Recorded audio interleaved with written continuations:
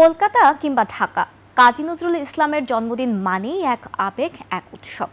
সেদিন ফুলে ফুলে ভরে উঠত বাড়ি। কবি নিজেও এদিনে থাকতেন খোশ মেজাজে। ১২৬তম জন্মজয়ন্তীতে একুশে টেলিভিশনের সাথে সেই সব স্মৃতি তুলে ধরেন কবির নাতনি মিষ্টি কাজী। বলেন, নতুন প্রজন্ম যেন তাকে ভুলে না যায়, সেজন্য নজরুল চর্চা বাড়ানো উচিত। বিস্তারিত মফিউর রহমানের রিপোর্টে।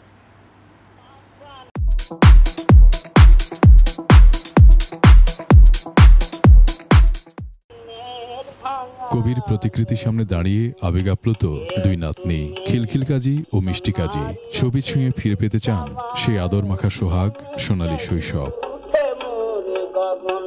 একুশে টেলিভিশনকে দেয়া একান্ত সাক্ষাৎকারে কবির ছোট নাতনি মিষ্টি কাজী বলেন, জন্মদিনে কলকাতায় যেমন মানুষ তাকে শ্রদ্ধা জানাতে আসতো, তেমনই আসতো ঢাকাতেও ফুলে ফুলে ভরে উঠত বাড়ি।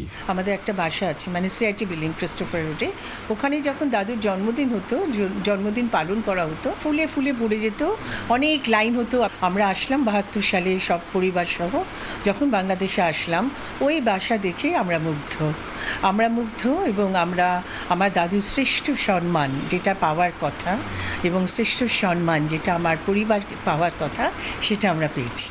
নতুন প্রজন্মের মন থেকে যেন নজরুল হারিয়ে না যায়, সেজন্য চর্চা বাড়ানোর কথাও বলেন তিনি। আমাদের জেনারেশন শেষ হয়ে যাচ্ছে, আমাদের ছেলেমেয়েরা বা নিউ জেনারেশন যারা আসছে, দাদুর কবিতা যেগুলো একটু মডার্ন ঠিক থাকবে, একটু মডার্নাইজ করে গানগুলো, একটু কবিতা যদি হয়, তাহলে কিন্তু এই জেনারেশন জানতে পারবে। নজরুল কোনো জাতি বা সম্প্রদায়ের কবি নন, তিনি সবার, সকল মানুষের।